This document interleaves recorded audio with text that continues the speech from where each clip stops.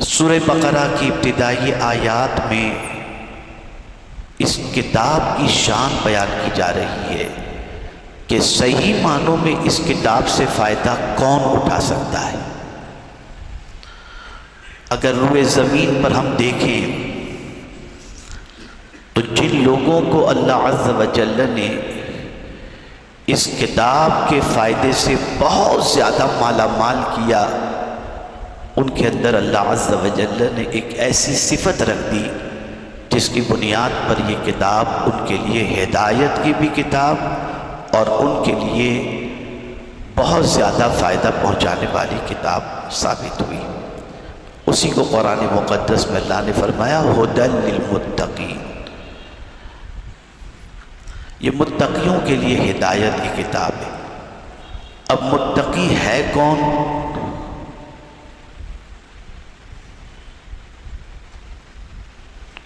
متقی ہے کون؟ تو قرآن نے کہا الذین یؤمنون بالغیب، جو غیب پر ایمان رکھتے ہیں۔ یہیں سے یہ بات سمجھ میں آئی کہ ضروری نہیں کہ جو چیز نظر آئے اسی پر ایمان رکھا جائے۔ ایمان کہتے ہی ہیں غیب کو تسلیم کرنے کو۔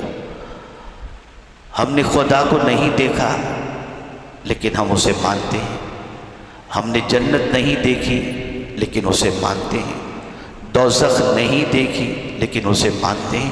اور اس وقت جس دور میں ہم چل رہے ہیں یہ دور ہمارے ایمان کے امتحان کا دور ہے۔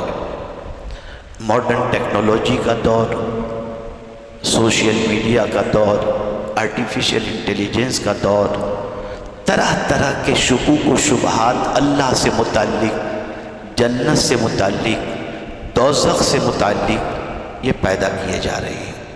ابھی کل ہی میں نے ایک کتاب پر اپنا تبصرہ مختصر لکھا۔ ایک ہماری جماعت کے جید عالم دین ہیں ڈاکٹر محمد ساجد احمد، بہت عظیم عالم دین ہیں۔ آپ کو حیرت ہوگی اتنے اچھے عالم دین ہیں کہ ان کی لکھی ہوئی کتاب کو انگلش کے اندر آج جو ہے کیلیفورنیا کے اندر سیلیبس میں شامل کرنے کا پروگرام چل رہا ہے، اور ایک کتاب کو لندن کے اندر ورلڈ گڈ بک کے اندر ان کی کتاب کو شامل کیا گیا اور ان کو بلا کر کے نوازا گیا۔ تو ابھی ان کی کتاب آ رہی ہے الہاد کے سلسلے میں، ایتھزم کے سلسلے میں، کہ اس وقت اللہ کے حوالے سے مختلف سوالات، مختلف شکوک، مختلف شبہات، اللہ ہے تو نظر کیوں نہیں آتا، اللہ عز و جل رحمان الرحیم ہے تو غزہ کے مسلمانوں پر تکلیف کیوں، یعنی اتنے شکوک پیدا کر دیے جائیں کہ کالج اور یونیورسٹی کے جو اسٹوڈنٹس ہیں ان کی توجہ اسلام سے اور ایمان سے ہٹ جائے۔ اور اب جو دور آ رہا ہے وہ بہت ہی سخت امتحان کا دور آ رہا ہے۔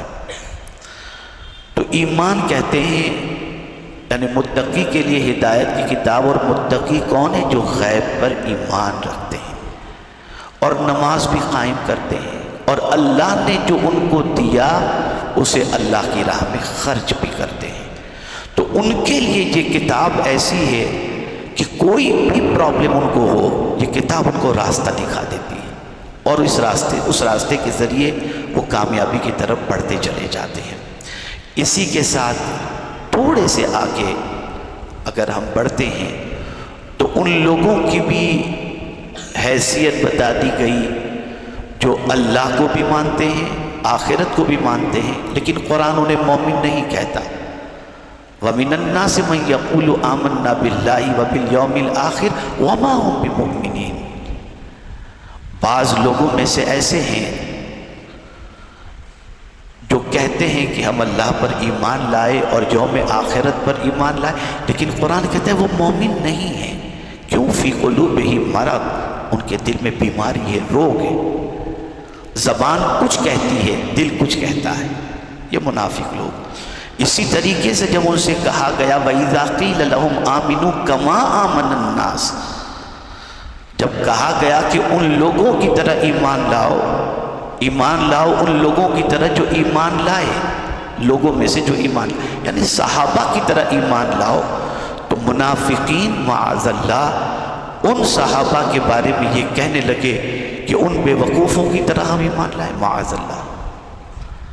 اصل وجہ کیا تھی کہ صحابہ حضور صلی اللہ علیہ وسلم پر اس طریقے سے فدا تھے کہ شاید ہی دنیا کے اندر آپ کو کوئی ایسے افراد ملے صحابہ جیسے جو حضور پر فدائیت کا جذبہ رکھتے تھے۔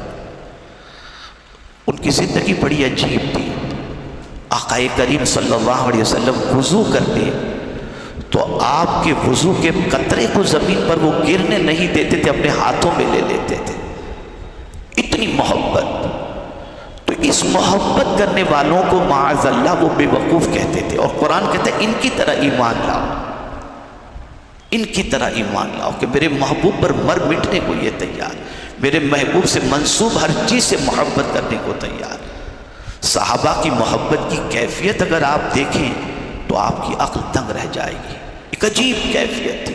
اب آپ سوچئے نا، جب قرآن یہ کہتا ہو کہ ان کی طرح ایمان لاؤ تو ان کا ایمان کتنا اسٹرانگ ہوگا۔ یہاں سے یہ بات سمجھ میں آئی کہ ایمان جو ہے اس کے درجات ہیں، ہر ایک کا ایمان سملر نہیں ہے۔ متقین کا ایمان اعلیٰ درجے کا ہے، مومنین کا ایمان اسی اعتبار سے ہے۔ اسی اعتبار سے آپ دیکھتے چلے جائیں تو عام انسان کے ایمان کی پوزیشن اگر دیکھیں گے تو لپ سروس کے علاوہ اور کوئی چیز زیادہ نظر نہیں آئے گی، لیکن صحابہ کا ایمان بڑا اسٹرانگ ایمان تھا۔ آپ سوچیں، رسول اعظم صلی اللہ علیہ وسلم نے ایک شخص کے ساتھ ایک چیز خریدنے کے حوالے سے سودا کر لیا۔ اب جب وہ سودا ہو چکا، سرکار صلی اللہ علیہ وسلم سے ڈن ہو چکا، اس کے بعد کسی اور نے زیادہ بولی لگا دی تو اس نے کہا آپ کے ساتھ ہمارا کوئی سودا ہی نہیں۔ سرکار نے فرمایا سودا ہوا ہے؟ کہا اگر ہوا ہے تو گواہ پیش کرو۔ تو ایک صحابی نے کہا میں گواہی دیتا ہوں کہ حضور کے ساتھ سودا ہوا ہے۔ اس نے کہا تم تو اس وقت تھے نہیں جب سودا ہوا، تو پھر تمہاری گواہی کیسے مانی جائے؟ تو انہوں نے کہا جب حضور کے کہنے پر بن دیکھے خدا کی گواہی ہم نے دے دی، تو یہ کیا بات ہے؟ اسی وقت سے حضور نے فرمایا ان کی گواہی آج کے بعد 2 گواہوں کے برابر ہے۔ یہ ایمان تھا صحابہ کا۔ آج اسی ایمان کو کمزور کیا جا رہا ہے، اسی ایمان کو ہمارے سینے سے چھینا جا رہا ہے۔ اب آپ دیکھیں آگے آپ کو پتہ چلے گا کہ سب سے زیادہ فکر انبیاء کرام کو اپنی اولاد کے سلسلے میں کیا تھی۔ پہلے پاری کی اینڈ کے اندر اگر آپ چلے جائیں تو آپ کو وہاں پر وصیت ملے گی، وَوَصَّىٰ بِهَا إِبْرَاهِيمُ وَبَنِيهِ وَيَعْقُوبُ۔ کیا وصیت ہے؟ یا بنی ان اللہ اصطفیٰ لکم الدین فلا تموتن الا وانتم مسلمون۔ اے بچوں، اے بیٹے، تمہارے لیے دین کو اللہ نے چن لیا ہے، مت مرنا مگر اسلام کی حالت کے اندر۔ یہ انبیاء نصیحت کرتے تھے اپنی اولاد کو، ایک مزاج دیا انہوں نے، ایک سوچ عطا کی کہ کوئی کتنا ہی ولی بن جائے، کوئی کتنا بڑا عالم بن جائے، کوئی کتنا بڑا پیر بن جائے، کوئی کتنا بڑا مفتی بن جائے، چاہے اعلیٰ سے اعلیٰ درجے کا اپنے زمانے کا قطب اور ابدال بھی اگر بن جائے، تب بھی اس کو یہ زوم میں نہیں رہنا چاہیے کہ میرے بچے تو اسلام پر ہی رہیں گے۔ نہ، اگر یہ بات ہوتی تو اسی آخری رکوع کے اندر جو ہے حضرت یعقوب علیہ السلام جو ہے انہوں نے اپنے بیٹوں کو اور پوتوں کو جمع کر کے، جب ان کی زندگی کا آخری وقت تھا دنیا سے جانے کا، تو انہوں نے جمع کر کے کیا کہا؟ اذ حضر یعقوب الموت اذ قال لبنیہ ما تعبدون من بعدی۔ جب حضرت یعقوب علیہ السلام کے وصال کا وقت قریب آیا تو آپ نے اپنے بیٹے پوتوں کو جمع کیا اور پوچھا میرے بعد کس کی عبادت کرو گے؟ یعنی میں جس کی عبادت کرتا ہوں اس کی کرو گے، یا میرے جانے کے بعد کس کی عبادت کرو گے؟ تو سارے بچوں نے کہا قالوا نعبد الہک و الہ آبائک ابراہیم و اسماعیل و اسحاق الہا واحدا ونحن لہ مسلمون، آپ کے رب کی عبادت کریں گے۔ سیٹسفیکشن ان کو ہو گیا کہ میرے بچے میرے جانے کے بعد اسلام سے ہٹیں گے نہیں۔ یہ فکر کس کو ہے؟ ولی کو نہیں، نبی کو فکر ہے۔ یہ فکر نبی کو ہے۔ اور کس نبی کو؟ یہ اس نبی کو فکر ہے جن کے والد بھی نبی، جن کے چچا بھی نبی، جن کا بیٹا بھی نبی، ان کو فکر ہے اپنے بیٹے کے سلسلے میں۔ تو میں آپ سے پوچھنا چاہتا ہوں، ہم کتنی فکر اپنی اولاد کے سلسلے میں رکھتے ہیں؟ ہماری فکر تو یہ ہے برانڈڈ کپڑے پہنے، دکان ہو جائے، اچھی گاڑی ہو جائے، ویل سیٹ ہو جائے، اور قیمتی موبائل یوز کر کے لوگوں کے سامنے نکلے تو پتہ چلے بڑے باپ کا بیٹا ہے۔ بس ہم نے اس چیز کی فکر نہیں کی جو چیز بچے کے لیے مرنے کے بعد بھی کام آنے والی ہے۔ ایمان، دیکھیے ایسا ہوتا ہے نا کہ مال کی حفاظت انسان کرتا ہے، جان کی بھی حفاظت کرتا ہے، یہ دونوں اہم ہیں، لیکن بتایا یہ گیا کہ جان سے بھی زیادہ اگر کسی چیز کی حفاظت کرنی ہے تو وہ ہے ایمان۔ اتنی قیمتی دولت ہے۔ تو کبھی کسی کو اتنا مطمئن نہیں ہو جانا چاہیے کہ میں فلاں ہوں اور میرے بچے اس راستے سے بھٹکیں گے نہیں۔ میں نے تو اپنی آنکھوں سے دیکھا ہے، اپنی آنکھوں سے دیکھا ہے، ایسے ایسے دینی گھرانوں کے بچوں کو، عالم وغیرہ نہیں، مفتی وغیرہ نہیں، ان کے بچوں کو نہیں، لیکن ایسا گھرانہ جو پورے کے پورا دین سے جڑا ہوا، جن کے گھروں میں بزرگان دین آتے تھے۔ ابھی میرا خیال ہے 2-4 سال پہلے ان کا ایک بیٹا عیسائی ہو گیا، مرتد ہو گیا۔ بڑا خطرناک ہے۔ اسی لیے میں آپ کو بتاؤں، ایمان پر زندگی اور ایمان پر موت کی دعا اللہ کی بارگاہ میں ہمیشہ مانگتے رہنا چاہیے۔ اسی لیے صحابہ ہمیشہ اپنے ایمان کی فکر کرتے اور اس کے لیے جد و جہد کرتے، اور ہمیشہ کوشش کرتے کہ ایمان نہ کمزور ہونے پائے اور نہ ایمان گدلا ہونے پائے، اس کا ہمیشہ خیال رکھتی۔ بڑا اچھا ٹاپک ہے، میں زندگی میں پھر کبھی آپ کو بتاؤں گا کہ ایمان جانے کے اسباب کیا ہیں اور ایمان کی حفاظت کا طریقہ کیا ہے۔ میں انشاءاللہ پھر کبھی عرض کروں گا، لیکن مجھے یاد آ رہا ہے کہ ایمان کس کے سینے سے رخصت ہوتا ہے، تو امام غزالی رحمۃ اللہ تعالی علیہ نے فرمایا، پہلی غلطی جو ایمان پر اللہ کا شکر ادا نہیں کرتا، ڈر ہے کہ اس کے سینے سے ایمان نکل جائے۔ یعنی اپنے مومن ہونے پر اللہ کا شکر ادا کرو، اور جو اس کا شکر ادا نہیں کرتا تو ڈر ہے کہ اس کے سینے سے کہیں ایمان چلا نہ جائے۔ اس لیے کہ اللہ کا وعدہ حق ہے، لَإِن شَكَرْتُمْ لَأَزِيدَنَّكُمْ، تم شکر کرو گے ہم زیادہ تمہیں عطا کریں گے۔ اور آج معاشرے میں اگر ہم دیکھیں تو سچویشن اتنی خراب ہے، بات بات پہ دولت کے لیے، ارے میں ایمانداری سے کہتا ہوں، اللہ رحم و کرم فرمائے، ایمان بچ میں لاتے ہیں اور زیادہ تر جھوٹ بولنے کے لیے ایمان کا سہارا لیتے ہیں۔ کوئی معمولی چیز نہیں ہے، ایمان بہت بڑی دولت ہے۔ اپنے لیے بھی اپنی اولاد کے لیے بھی سب سے زیادہ فکر جس چیز کی کرنی ہے وہ ہے ایمان۔ پھر تھوڑا سا دوسرے پارے میں آ جائیں تو اس میں ایک بڑی عظیم آیت آئی، ساری آیتیں عظیم ہیں لیکن ایک فکر آیت نے عطا کی، اور اس فکر پر عمل صحابہ کا آپ کو ملے گا زیادہ تر، اور آج بھی کچھ لوگ ہوں گے جن کی یہ فکر ہوگی، لیکن میکسیمم لوگوں کی فکر یہ نہیں ہے۔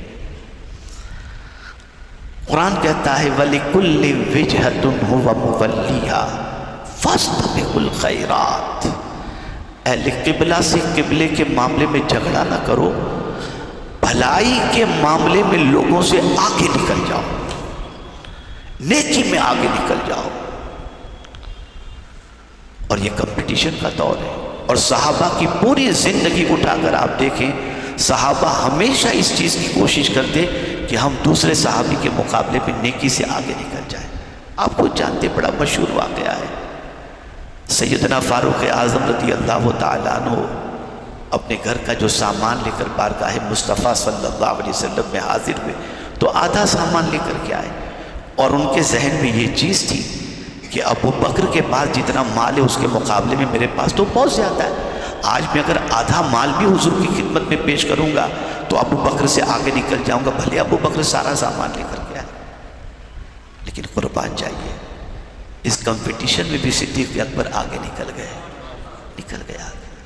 اور یہ کمال کی بات دیکھیے یاد آ رہی ہے، صدیق اکبر نے حضور سے جتنے بھی سوالات کیے عمل کے بارے میں نہیں کہ ایمان ہی کے بارے میں کیے، اسی لیے حضور فرماتے ہیں سارے مسلمانوں کا ایمان ایک پلڑے میں رکھ دیا جائے اور ابو بکر کا ایمان ایک پلڑے میں رکھ دو تو ابو بکر کا ایمان سب پر بھاری ہو جائے۔